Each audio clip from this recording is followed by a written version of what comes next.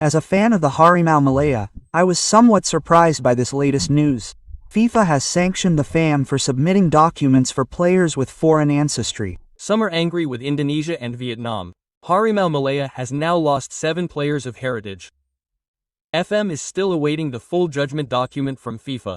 To this day, I still wonder what already means but not yet. Many players of Malaysian heritage are no longer wearing the Malaysian flag. Some may be jealous and worried about the rise of Harimau Malaya. Malaysian football has become a public laughingstock, especially regarding the policy of naturalizing players of heritage whose lineage is unclear.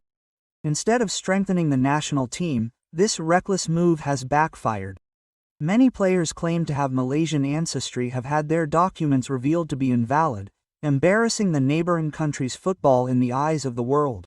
Netizens have also been calling this naturalization of Malaysian nationals not a strategy, but rather a shameful joke. This incident has further amused Indonesian netizens. Various humorous comments and sharp sarcasm have emerged on social media, ranging from mocking Malaysia for its lack of claim to the nickname, the joke team of Southeast Asia. All of this went viral and became a source of public entertainment. Many even compared this Malaysian soccer drama to a comedy soap opera because the plot was full of stupidity and unreasonable drama. Mecca bought Balinese sugar, Honda went to the widow's building, and combed the tiki's fruit. A tutorial on how to properly and legally naturalize soccer players according to FIFA. Let's discuss the first one. First, there's no need to find out the player's bloodline. No need, as you can see in this photo. This is not necessary. The important thing is just naturalization. Second, if someone plays in a coffee shop or chills, relaxing in cafes, they are worthy of being naturalized as a soccer player. That's right, because if someone is having coffee and their face looks like a soccer player,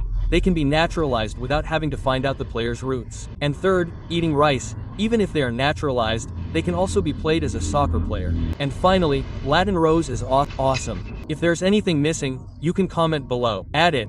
I really like this. I like seeing Malaysians getting angry at me. I was feverish and they rushed into the cave, waiting for Malaysians. Yes, there are those who are angry with Indonesia and Vietnam, the communist countries, because they disputed their game decisions in the Asian Cup qualifiers on June 10th, where Vietnam lost 4-0. Malaysia uses these new players, the Magnificent Seven, and Indonesia too, because for decades they have been supporters of these two teams, used to mock and make sarcasm. This time there is also added chili sauce, because now it is alleged that the highest leaders in Indonesia approached FIFA administrators in New York last month. Until October 1st, Malaysia through FAM had not made any appeals. According to the Agong FAM secretary, Nur Azman Rahman, who admitted that the parent body was waiting for the full document of the judgment decision from FIFA. According to FIFA's statement, if FAM requests information regarding their decision, FIFA will publish the full information on legal.f.com. Indonesian national television talk shows have highlighted Malaysia's struggles with FIFA sanctions, fake documents, and TMJ's evasiveness. For the Indonesian public, these are no longer serious issues,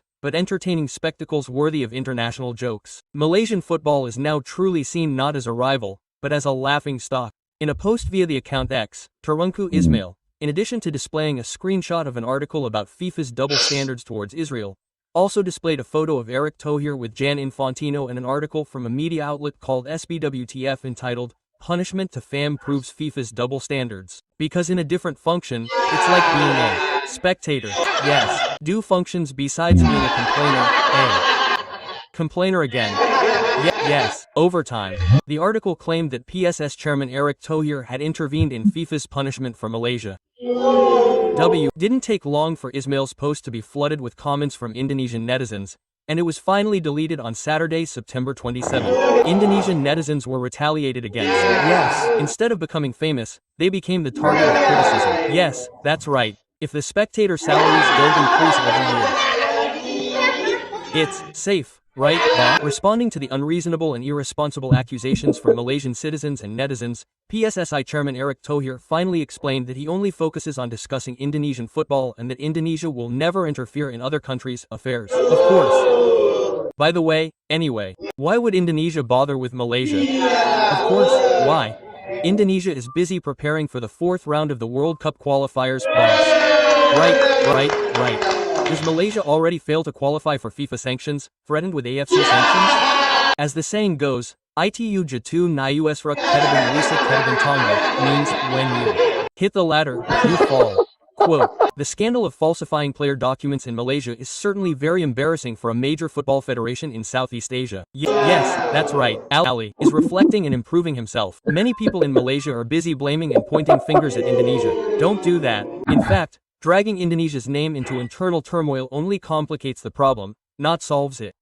Right, and this case is certainly a harsh reminder that the naturalization process cannot be done haphazardly. Yes, it's like feeding a child, it can't be done haphazardly. Yes, the Child could be poisoned, right? Yes, I could do it. It doesn't stop there. The cowardice of Malaysian Crown Prince TMJ also didn't escape netizen jokes. After accusing Indonesia and venting his arrogance, he suddenly went silent. When Indonesian netizens attacked, instead of clarifying or apologizing, TMJ chose the cowardly step of closing his club's official account. This action further reinforced the impression that Malaysia is unprepared to face criticism and only dares to rant. HT blocked access from Indonesia due to FIFA sanctions for naturalized Malaysian players.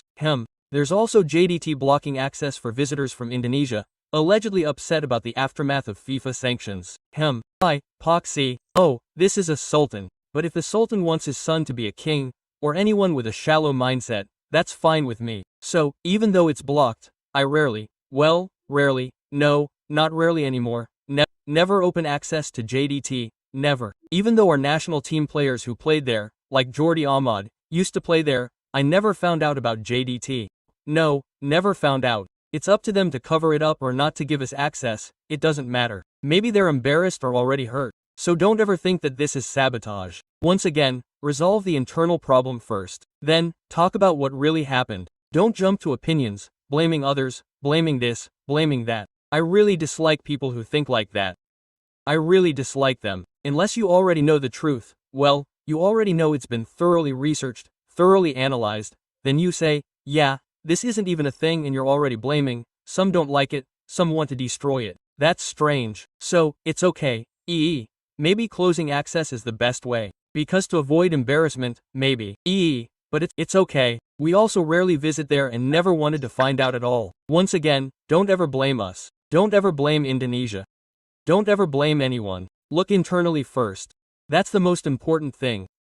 This problem is actually self-created, right? So, scapegoating those who don't know anything. My reason doesn't play with people like this, even if they are rich. Yeah, friends, all of you need to know that we are the real ones. We are here, and even when we say this, we are being made a laughing stock by our neighbors in Indonesia, which we used to look down on. We look down on as a country that supplies unskilled laborers, housemaids and less advanced people. But now we are embarrassed, right?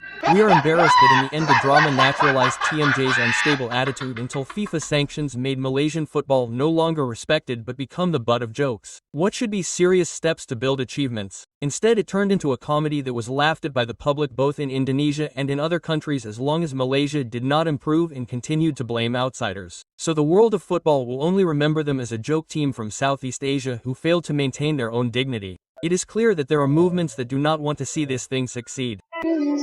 Help me carry all this.